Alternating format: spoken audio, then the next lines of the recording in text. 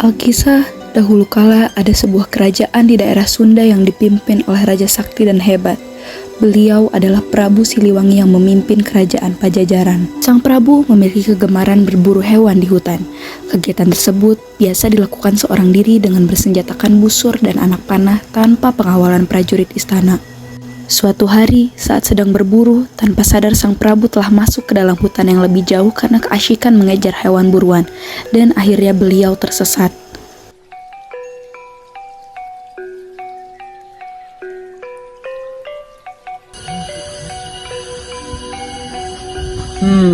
Aneh sekali tempat ini. Di manakah ini? Apa aku telah berburu terlalu jauh? Sepertinya aku tersesat. Prabu Siliwangi merasa putus asa dengan keadaannya. Akhirnya sang Prabu memutuskan beristirahat sejenak. Aku telah memutari daerah ini selama berjam-jam. Sebaiknya aku beristirahat.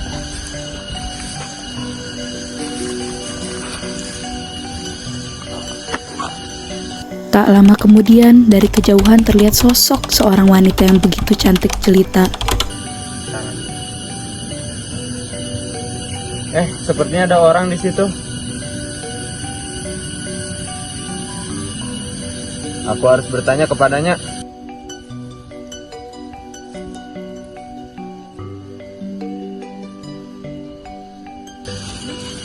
Permisi. Maaf, saya sedang tersesat. Apakah Anda mau membantu saya? Oh, rupanya Anda tersesat. Bagaimana kita bisa sampai sini? Sepertinya saya terlalu asik berburu sehingga saya tersesat sampai ke sini. Baiklah, saya akan menunjukkan jalan keluarnya. Tetapi ada syarat yang Anda harus penuhi. Apa syaratnya? Selama ini saya selalu hidup sendirian. Dan saya ingin Tuan tinggal bersama saya untuk beberapa saat. Baru saya akan menunjukkan jalan keluarnya. Baiklah, kalau itu yang kau mau. Prabu Siliwangi tak merasa keberatan dengan syarat yang diajukan, dan diajaklah sang Prabu ke rumah wanita cantik tersebut.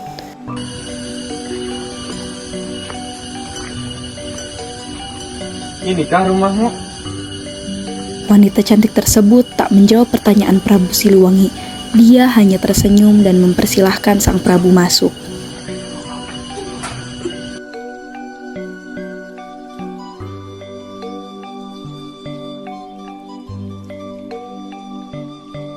Seiring berjalannya waktu, Prabu Siliwangi akhirnya jatuh cinta pada wanita cantik tersebut dan memutuskan untuk menikahinya.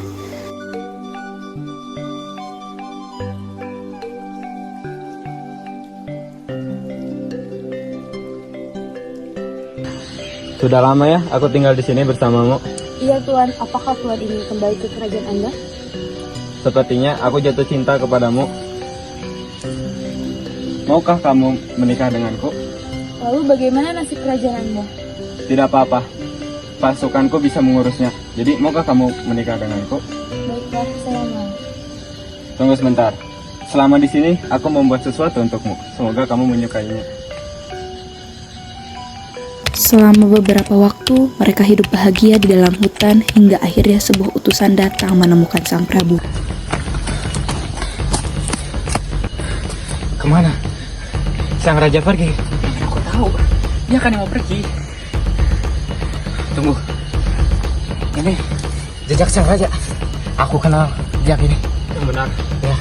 Aku sudah lama menjadi prajurit sang raja. Udah, kita ikut saja. Seharusnya raja sudah dekat. Itu dia, Prabu. Akhirnya kita menemukanmu. Kalian prajurit-prajurit dari Pajajaran, apa yang terjadi? Ada sesuatu yang ingin beritahu. Silakan.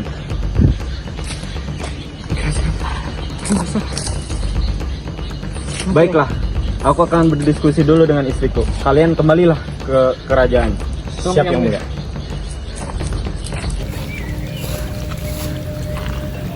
Istriku, aku ingin berbicara kepadamu. Baiklah suamiku, mari kita mengobrol di sana.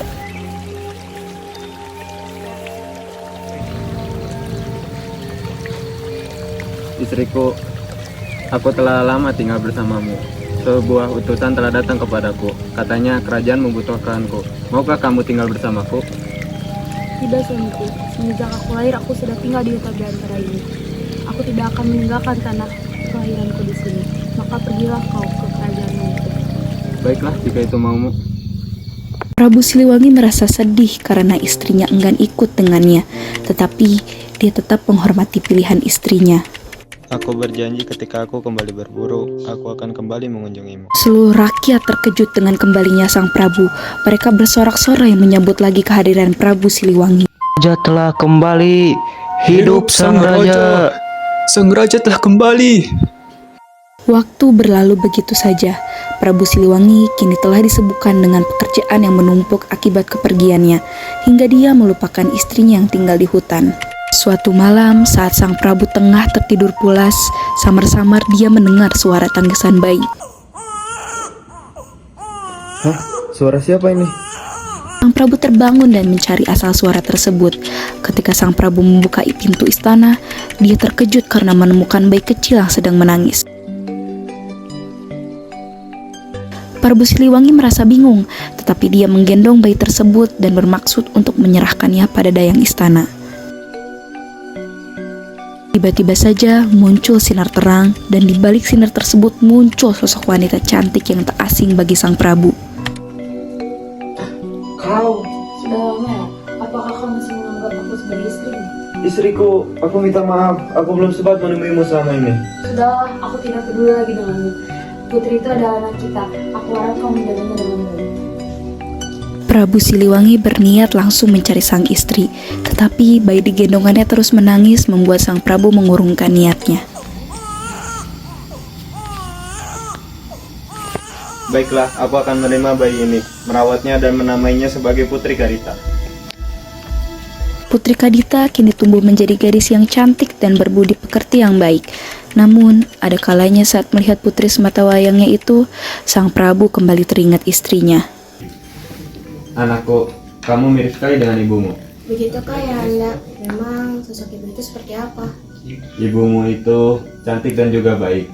Dia mirip sekali denganmu. Lalu kemanakah ibu ayah Anda?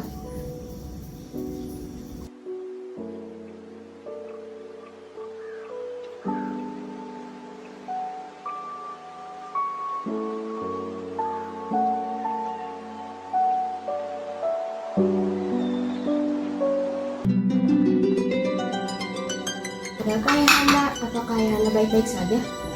Tidak apa-apa, ibumu itu sudah pergi ke tempat yang lebih baik. Telah berkali-kali sang Prabu berusaha mencari istrinya yang hilang. Entah dia sendiri yang mencarinya atau mengutus prajurit kerajaan. Namun hasil tetap sama, sang Prabu tak lagi pernah melihat istrinya. Berjalannya waktu, sang Prabu mulai merelakan istrinya tersebut, dan dia juga mulai mengkhawatirkan kerajaan yang tak memiliki penerus, karena dia tak memiliki istri serta anak laki-laki untuk menjadi penerusnya kelak. Putriku, ayah anda ingin meminta izin kepadamu untuk menikah lagi, agar mendapatkan putra dan bisa meneruskan kerajaan ini. Baiklah ayah Anda, jika itu demi kebaikan negeri ini, tentu aku menyetujuinya. Tak lama kemudian, Prabu Siliwangi akhirnya menikah dengan wanita bangsawan bernama Dewi Mutiara. Dan selang beberapa bulan terdengar kabar bahwa Dewi Mutiara mengandung seorang bayi laki-laki. Kabar ini disambut sukacita oleh Prabu dan Putri Kadita serta seluruh rakyat kerajaan Pajajaran. Namun, di tengah kehamilannya, Dewi Mutiara berubah menjadi sosok pemarah, egois, dan suka memerintah. Kakanda, aku ingin makan makanan mewah seperti saat jamuan, bukan makanan seperti ini. Baiklah Dinda, aku akan menugaskan juru masak untuk membuatkan masakan yang spesial untukmu.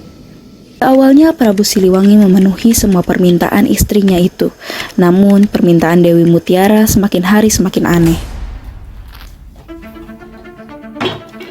Yang mulia, apakah Anda membenci Putri Kadita? Tentu saja. Putri Kadita selalu dipuja-puja oleh rakyat Pajajaran, padahal tidak ada yang menarik dari dirinya selain parasnya yang cantik.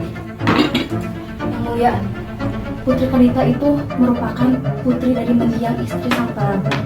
dikatakan bahwa sampai hingga saat ini sang Prabu masih saja tidak bisa melupakan peristiwa tersebut. Saya hanya khawatir bagaimana jika putra Anda nanti tidak akan dijadikan penerus oleh sang Prabu. Malah putri Kadita lah yang akan menjadi penerus karena putri Kadita mengingatkan sang Prabu akan istrinya tersebut. Aku harus segera mengusir putri Kadita. Pada saat itulah Dewi Mutiara menyampaikan niat jahatnya. Anda, demi kelancaran kehamilanku, aku ada satu permintaan. Apa itu Adinda? Aku ingin kau mengusir Putri Kadita dari istana ini. Tidak bisa. Putri Kadita adalah putri semata wayangku yang sudah kurawat sejak kecil. Aku tidak tega untuk mengusirnya. Apa karena Putri Kadita sangat mirip dengan mendiang istrimu yang sangat kau cintai? Cukup. Pergilah ke kamarmu. Aku tidak bisa menerima permintaanmu kali ini. Mendengar penolakan tersebut, Dewi Mutiara menjadi kecewa, kesal, dan marah. Dia menganggap selama Putri Kadita masih ada di istana, kasih sayang sang Prabu akan terbagi dua, dan sang putri akan terus mengingatkan Prabu Siliwangi akan mendiang istrinya. Aku tak percaya Kakanda menolak permintaanku. Padahal selama ini dia tidak pernah menolak permintaanku. Tenanglah Yang Mulia, Anda tak perlu khawatir karena saya memiliki saran. Cepat katakan apa saranmu untuk mengusir Putri Kadita? Saya memiliki kenalan dukun sakti. Beliau pasti bisa mengusir Putri Kadita dari kerajaan ini. Kau memang dayaku yang terbaik. Ayo kita pergi. Baik Yang Mulia.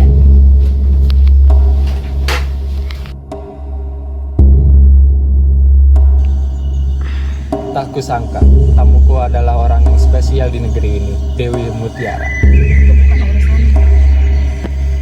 Jadi apa yang membuatmu ke hutan belantara hari ini, Dewi Mutiara?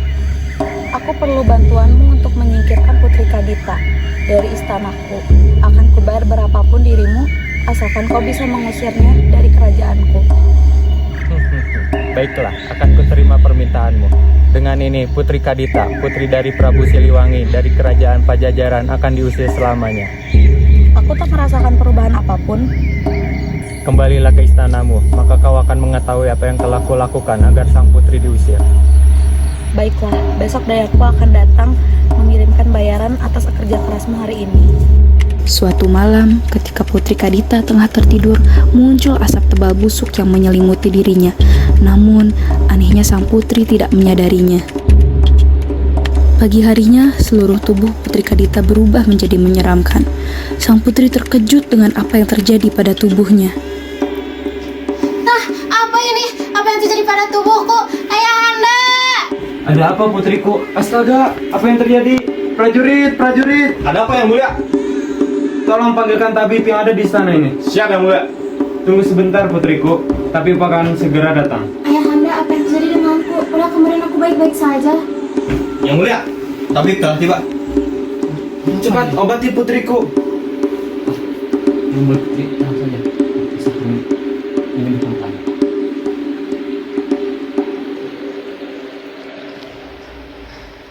Prabu, mohon maafkan ilmu pengetahuan saya masih lemah. Tapi kemungkinan penyakit putri Anda ini tidak dapat disembuhkan. Apa katamu? Aku tidak bisa melihat putriku seperti ini terus menerus. Penyakit putri Anda ini di luar kemampuan saya. Kemungkinan tabib lain bisa menyembuhkannya. Baiklah, kamu boleh keluar. Terima kasih. Tabib pun memeriksa kondisi sang putri, namun dia belum pernah menemui kasus seperti ini sehingga tabib hanya memberikan obat herbal dengan harapan luka-luka sang putri akan menghilang. Setelahnya, seluruh tabib dari berbagai penjuru negeri didatangkan dengan harapan ada salah satu dari mereka yang dapat menyembuhkan Putri Kadita. Akan tetapi, kenyataannya tak ada satupun tabib yang dapat menyembuhkan sang putri. Pada saat itulah Dewi Mutiara menghasut sang Prabu. Kakanda, sebaiknya kita mengasingkan Putri Kadita dari kerajaan itu. Karena sekarang tidak ada satupun tabib yang bisa menyembuhkan penyakitnya. Tidak bisa. Dia adalah putri kesayanganku. Aku tidak tega untuk mengasingkannya. Penyakitnya bisa saja menyebar dan menular pada calon putra kita dan kepada para rakyat. Tolong pikirkan kembali Kakanda demi kerajaan kita. Dengan berat hati, sang Prabu Siliwangi merelakan putrinya keluar dari istana. Maafkan ayahanda putriku, tidak bisa melindungimu di sana. Tidak apa-apa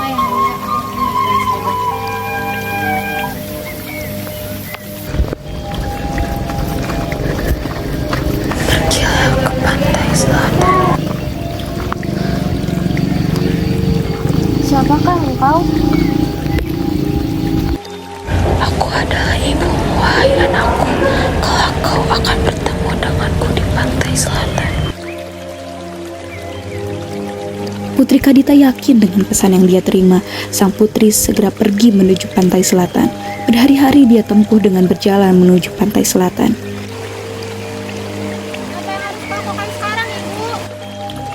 Masuklah ke dalam laut dan menyatulah dengan alam, wahai putriku.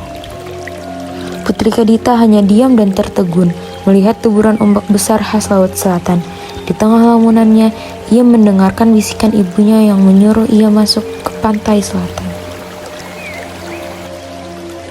Dengan penuh keyakinan, akhirnya Putri Kadita segera melompat ke dalam laut. Seketika, semua luka di tubuhnya perlahan mulai menghilang. Tidak hanya itu, dia juga berubah menjadi gadis yang lebih cantik. Putri Kadita bersyukur dengan kesembuhannya dan berniat membalas kebaikan yang dia dapatkan. Maka Putri Kadita akhirnya memutuskan untuk tinggal di laut dan membangun istana serta mengumpulkan ribuan pasukan. Sejak saat itu, Putri Kadita dikenal sebagai Nyi Roro Kidul.